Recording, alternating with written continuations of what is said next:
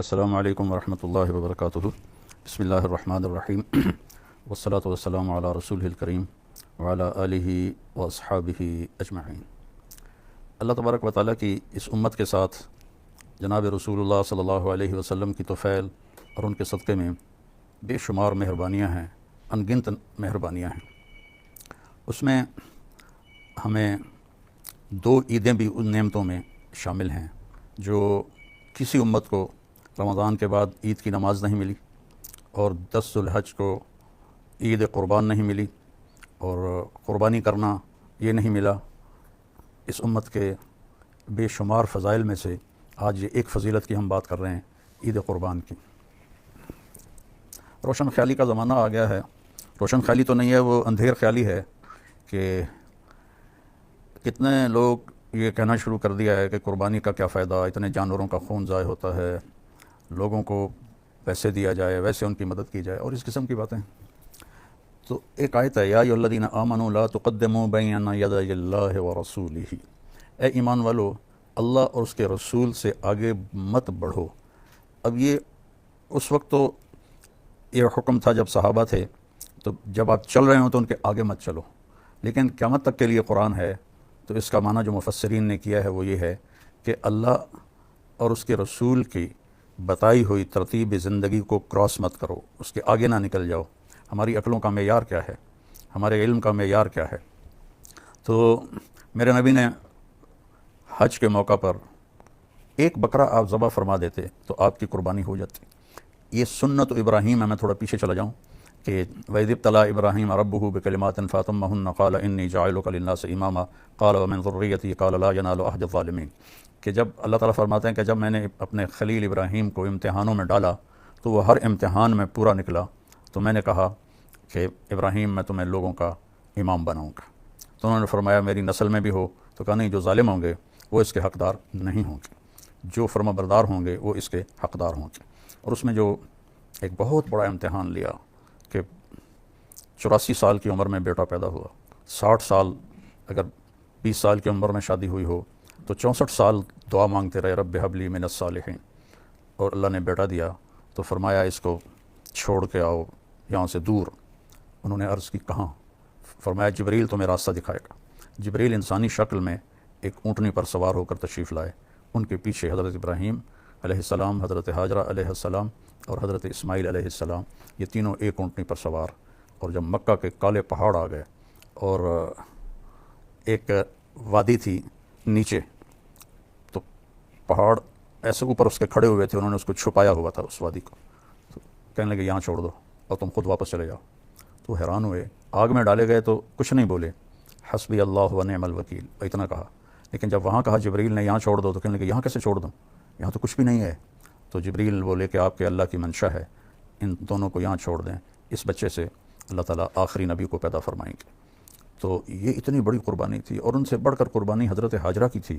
کہ اگر وہ آپ کی دوسری بیوی سے پیدا ہوتا تو آپ کی ہم عمر تھی، اور اللہ نے ان سے بھی، حضرت اسحاق ان سے پیدا ہوئے، وہ بعد میں پیدا ہوئے۔ ان کی جو بیگم تھی حضرت سارہ،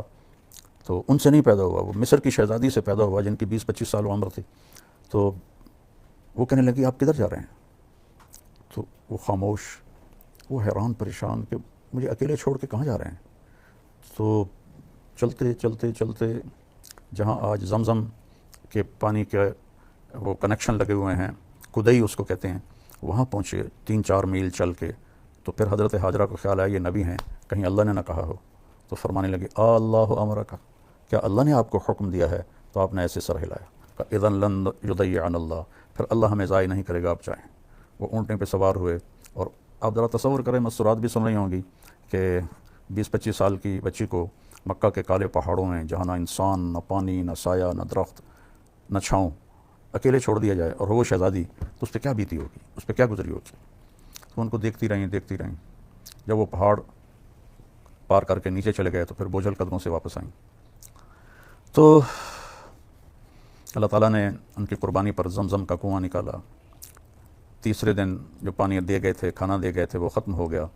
تو پھر انہوں نے صفا مروہ کے 7 چکر لگائے کہ کوئی انسان بشر نظر آ جائے، لیکن کوئی نظر نہیں آیا۔ 7ویں چکر میں وہ ان کا دم گھٹنے لگا اور سانس پھولنے لگا اور وہ گر گئیں۔ جب بیٹے کی طرف نظر دوڑائی تو وہاں ایک آدمی کو کھڑے دیکھا، تو پھر ایک دم بھاگی تو دیکھا تو وہ آدمی تو غائب تھا، اور اس بچے جہاں ایڑیاں رگڑ رہا تھا وہاں سے چشمہ نکلا ہوا تھا پانی کا، جو زمزم کا کنواں کہلاتا ہے، اور اس سے پرانا کنواں دنیا میں کوئی موجود نہیں جو آج بھی اسی طرح صاف ستھرا پانی دے رہا ہو۔ اس میں کیڑے نہیں پیدا ہوتے، اس میں مینڈک نہیں پیدا ہوتے، اس میں وہ پانی میں سبز رنگ کی کائی جم جاتی ہے، وہ نہیں جمتی، کوئی مچھر وہاں پیدا نہیں ہوتا، اور کوئی اس کا کسی چشمے سے رابطہ نہیں، تعلق نہیں، کسی پیچھے پانی کے کسی حوض کے ساتھ یا پانی کے کسی خزانے کے ساتھ اس کا رابطہ نہیں۔ وہاں جو انجینئر تھے کنویں پر، وہ انڈین تھے، وہ مجھے ملے، انہوں نے بتایا کہ جب ہم چلاتے ہیں موٹر ٹربائن کو تو اس میں سوراخ ہیں کنویں کی دیواروں میں، ان سے پانی ایسے ابل کے آتا ہے، اور جب ہم بند کرتے ہیں ٹربائن کو تو وہ پانی بند ہو جاتا ہے، اور آج تک اس کا لیول کبھی بھی کم نہیں ہوا۔ تو پھر اللہ تعالیٰ نے فرمایا اب جاؤ اور ذبح کر کے آ جاؤ۔ تو جس باپ کی عمر کو تقریباً کوئی 90 سال سے اوپر ہو چکی ہو، اور وہ فلسطین سے چھری لے کر چلا ہو کہ بیٹے کو ذبح کرنے جا رہا ہوں، تو اس پہ کیا بیتی ہوگی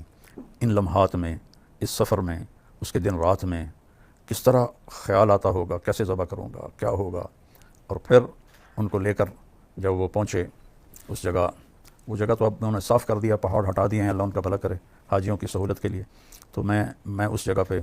گیا ہوں، میں نے دیکھی ہے جب پہاڑ کھڑے تھے،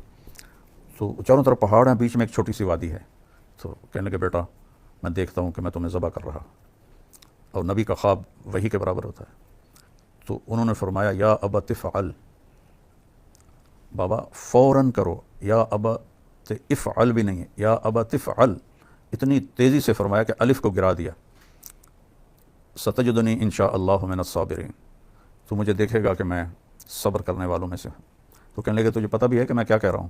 کہنے لگے ہاں پتہ ہے، آپ مجھے ذبح کریں گے میں مر جاؤں گا، لیکن مجھے دنیا کے بدلے جنت مل جائے گی، آپ کے بدلے مجھے اللہ مل جائے گا۔ پھر فرمانے لگے کہ ہاں مجھے یہ دکھ ضرور ہے کہ میری ماں کو بڑا صدمہ ہوگا۔ تو اپنا کرتا اتارا اور وہ ان کو دیا کہ یہ جا کے کرتا میری ماں کو دے دینا، جب میری یاد آئے گی میرا کرتا دیکھ لے گی۔ اور وہاں اللہ کا حکم پورا کیا، اور لٹا کر جب چھری چلانے لگے تو کرنے والا تو اللہ ہے، یہاں کوئی لوہے کا ٹکڑا نہیں آیا، یہ جگہ پتھر نہیں بن گئی، لوہا نہیں بن گئی، چھری موم نہیں بنی، چھری اسی طرح تیز ہے اور گردن اسی طرح نرم ہے، لیکن وہ اوپر سے حکم آ گیا نہیں کاٹنا۔ 2-3 دفعہ چھری چلائی نہیں چلی، تو تیسری دفعہ پھر اللہ تعالیٰ نے جبریل سے فرمایا کہ جلدی سے جنت سے چھترا لے کر جاؤ اور اسماعیل کو نکال لو اور چھترے کو ڈال دو۔ ابراہیم علیہ السلام نے آنکھوں پہ پٹی باندھی ہوئی تھی، اور جب ان کو لٹایا اونھے منہ الٹا کر کے، تو ان کی کمر پہ اپنے گھٹنے کو رکھ کر ان کے سر کے بال پکڑ کے ایسے اٹھا کے گردن کو اوپر کیا، تو ایسے آسمان کو دیکھا کہ یا اللہ تو مجھ سے ناراض ہو گیا ہے کہ اسماعیل کی محبت میرے دل میں پیدا ہو گئی ہے، تو دیکھ میں اسے تیرے نام پہ قربان کر رہا ہوں۔ اس بات کو سن کر آسمان کے سارے فرشتے روئے تھے، اور دوسری دفعہ آسمان کے فرشتے روئے تھے جب ہمارے نبی پاک صلی اللہ علیہ وسلم کو طائف والوں نے اتنے پتھر مارے کہ آپ بے ہوش ہو کے گر گئے، اس وقت آسمان کے فرشتے روئے تھے۔ 2 دفعہ روئے ہیں آسمان کے فرشتے۔ تو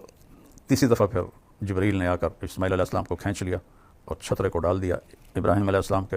آنکھوں پر تو پٹی تھی، تو جب تیسری دفعہ کا اللہ اکبر اللہ اکبر تو چھری چل گئی، تو انہوں نے سمجھا بیٹا ذبح ہو گیا۔ جب پٹی ہٹائی تو دیکھا تو وہاں چھترا، یہ بھیڑ کا جو نر ہوتا ہے اس کے سینگ ہوتے ہیں، اس کو چھترا، اور اردو میں مینڈا کہتے ہیں، پنجابی میں چھترا کہتے ہیں، وہ ذبح ہوا پڑا تھا، اور اسماعیل اور جبریل وہاں کھڑے ہوئے تھے۔ تو میرے نبی پاک صلی اللہ علیہ وسلم نے کہا یہ سنت و ابی ابراہیم، میرے باپ ابراہیم کی سنت ہے، یہ ہم کریں گے۔ تو آپ کے تقریباً 9 عیدیں، 9 عید الفطر اور 9 ہی عید قربان آپ کو ملیں، تو آپ ہر سال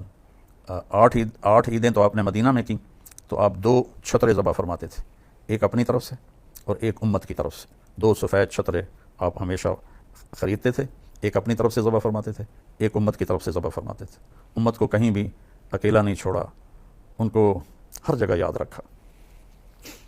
9ویں عید آپ نے حج پہ کی مینا میں، تو آپ نے کتنی قربانی کی؟ 63 اونٹ آپ نے ذبح فرمائے، اپنی عمر کے ہر سال کا 1 اونٹ، اور ایک اونٹ میں 7 حصے ہوتے ہیں، 7، تو کوئی 450 کے قریب آپ نے قربانیاں کیں 63 اونٹوں میں۔ اور عجب بات تھی، یہاں اونٹوں کی یا جانوروں کی جب ہم اپنے وہاں قربانی کرواتے ہیں تو ان کو کھینچ کے لا رہے ہوتے ہیں اور وہ باؤں باؤں کر رہے ہوتے ہیں، اور خاص طور پر بڑے جانور کو جب گراتے ہیں تو ایک بڑا مسئلہ بنتا ہے۔ لیکن قربان جاؤں آپ کے لیے 100 اونٹ لائے تھے 63 آپ لے کر آئے تھے اور 37 حضرت علی یمن سے لے کر آئے تھے، تو 100 اونٹ کھڑے تھے، اس میں سے 63 کو الگ کر دیا گیا، پھر 5 اونٹ الگ آپ کے قریب کھڑے کر دیے گئے، اس میں سے ایک اونٹ آتا تھا اور وہ ذبح ہوتا تھا، تو 5 اونٹوں میں لڑائی شروع ہو جاتی تھی کہ میں پہلے جا کے ذبح ہوں گا، دوسرا اپنی زبان حال سے کہتا کہ میں پہلے جا کے ذبح ہوں گا، تو ان میں جنگ چل رہی تھی اونٹوں میں، وہ ایک دوسرے کو کاٹ رہے تھے، تو آپ نے 63 قربانیاں اونٹوں کی فرمائیں۔ تو آپ بھی کہتے غربت کا زمانہ ہے، اور اس وقت تو غربت تھی بہت زیادہ، 63 اونٹ کے پیسے غریبوں میں تقسیم کر دو، تو اپنی رائے کو اللہ رسول کے حکم کے تابع کر کے چلنا چاہیے، چونکہ ہمارا علم بھی بہت تھوڑا ہے، ہماری عقل بھی بہت تھوڑی ہے۔ تو آپ نے حضرت علی علیہ السلام سے فرمایا کہ علی، اس کا گوشت، اس کی کھال، اس کے کھراوڑے سارے تقسیم کر دو، اور اس کی جو صفائی کرنے کی جو اجرت ہے کسائی کی، اس میں گوشت نہیں دینا قربانی کا، وہ میں الگ سے ادا کروں گا، اور اپنی بیویوں کی طرف سے آپ نے ایک گائے ذبح فرمائی، آپ کی تو 9 بیویاں تھیں لیکن آپ نے ایک گائے ذبح فرمائی۔ تو اس کے بعد پھر آپ نے حضرت علی سے فرمایا کہ کچھ ہر اونٹ سے چھوٹا چھوٹا گوشت کا ٹکڑا لے کر آؤ، تو وہ لے کر آ کر دیگ پہ چڑھا دو، تو دیگ پہ چڑھا دیا گیا، تو آپ نے ناخن کٹوائے اور اپنے بال منڈوائے، وہ جو بال آپ نے منڈوائے تھے آپ کے سامنے ابو زما کھڑے تھے، آپ نے ان کو دے دیے، تو حضرت خالد بن ولید نے منت کر کے کچھ بال کہا یہ تقسیم کر دو، انہوں نے تقسیم کیے، خالد بن ولید نے کچھ بال وہ ان سے لے کر نا اپنی ٹوپی میں سی لیے تھے، اور جب بھی وہ جنگ پہ جاتے تھے لڑنے کے لیے تو وہ ٹوپی سر پہ پہنتے تھے، اور اس کے اوپر وہ لوہے کی ٹوپی ہوتی تھی، کبھی کسی جنگ میں انہوں نے اس ٹوپی کو نہیں بھلایا۔ ایک دفعہ رومیوں نے حملہ کر دیا تو ساتھیوں نے کہا کہ حملہ ہو گیا، تو کہنے لگے میری ٹوپی لاؤ، وہ ٹوپی مل نہیں رہی تھی، تو صحابہ کہنے لگے وہ سر پہ چڑھ گئے ہیں، کہا اس سے بھی آگے آ گئے تو میں اس وقت تک نہیں اٹھوں گا جب تک مجھے ٹوپی نہ مل جائے، تو پھر وہ کہیں کسی کونے میں دب گئی تھی، وہ ٹوپی ملی تو پہن کے اوپر لوہے کی ٹوپی، پھر جب وہ حملہ کرتے تھے تو جیسے شیر کے آگے بکریاں نہیں کٹتی اور بھاگتی، ایسے ان کے سامنے خلقت دوڑتی اور بھاگتی تھی۔ دنیا نے ایسا جرنیل آج تک نہیں پیدا کیا، سیف اللہ کا جس کو لقب ملا ہو، اس کو اللہ کے نبی نے اللہ کی تلوار کہا، اس لیے جب ان کا بڑی جوانی میں فوت ہو گیا، 56 سال کی عمر میں تو فرمانے لگے ساری زندگی پہلی صف میں لڑا کے شہید ہو جاؤں، لیکن آج میں بزدلوں کی طرح مر رہا ہوں۔ تو علماء فرماتے ہیں کہ انہوں نے کوئی 100 سے زیادہ جنگیں لڑیں، اگر وہ ہزاروں جنگیں بھی لڑتے تو وہ شہید نہیں ہو سکتے تھے کہ اللہ کی تلوار نیام میں تو جا سکتی ہے، ٹوٹ نہیں سکتی، اسے توڑ کوئی نہیں سکتا۔ تو جس میدان میں خالد ہوتے تھے کبھی شکست نہیں، ہمیشہ فتح ہوتی تھی۔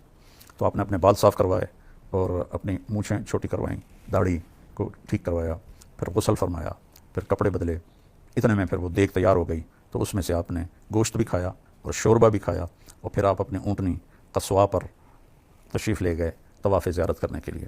تو امت کو اللہ جزائے خیر دے، انہوں نے اس سنت کو آج تک باقی رکھا ہوا ہے، اور لوگ بڑھ چڑھ کی قربانیاں کرتے ہیں، اور اللہ تعالیٰ آپ کے جو خون کا پہلا قطرہ گرتے ہی جو قربانی کرنے والا ہے اس کی اللہ تعالیٰ بخشش فرما دیتا ہے، بشرطے کہ اس کے ساتھ کوئی اور کبیرہ گناہ نہ ہو۔ اور جتنے اس کے جسم پہ بال ہوتے ہیں، ہر بال کے بدلے ایک نیکی لکھی جاتی ہے، اور ایک پھر 10 گنا ہوتی ہے، پھر 10 سے جتنا اخلاص ہوگا بڑھتے بڑھتے کہاں سے کہاں چلی جائے گی، تو اس کا اللہ تعالیٰ نے یہ اجر رکھا ہے۔ تو شوق سے بہت سے لوگ ماشاءاللہ بہت زیادہ قربانی کرتے ہیں، اور ایک یہ جو بڑے بڑے موٹے قسم کے جانور ہیں یہ نہیں خریدنے چاہیے، ان کا گوشت کھانے کے قابل نہیں ہوتا، یہ صرف دکھاوے کے ہوتے ہیں، اور ایک مالداروں میں مقابلہ لگ جاتا ہے، میں نے 20 لاکھ کا خریدا، کہتا میں نے 30 لاکھ کا خریدا، 20 لاکھ میں کتنے بکرے قربان ہو سکتے ہیں، اس کا اجر زیادہ ہے۔ تو یہ جو یعنی ضرورت سے زیادہ موٹے جانور آپ کو نظر آتے ہیں، چاہے بکرے ہوں چاہے یہ گائے بیل ہو، یہ ان کے ساتھ کچھ کرتے ہیں جس کی وجہ سے وہ بہت زیادہ چربی چڑھ جاتی ہے، تو ان کا گوشت کھانے کے قابل نہیں ہوتا ہے۔ تو یہ میرا مشورہ ہے، باقی یہ کوئی فرض واجب سنت کی بات تو ہے نہیں، لیکن اگر اس کی بجائے اتنے مہنگا جانور خریدنے کی بجائے زیادہ جانور خرید دیے جائیں تو زیادہ غریبوں کے گھر گوشت چلا جائے گا۔ تو اس قربانی کو ہم نے ہمیشہ انشاءاللہ زندہ رکھنا ہے، اور یہ اس قسم کی باتیں کہ کیا فائدہ، یہ بہت نادانی کی باتیں ہیں، اللہ اس کے رسول سے ٹکرانے والی باتیں ہیں۔ اللہ ہمیں اس سنت کو زندہ رکھنے کی توفیق نصیب فرمائے۔ السلام علیکم۔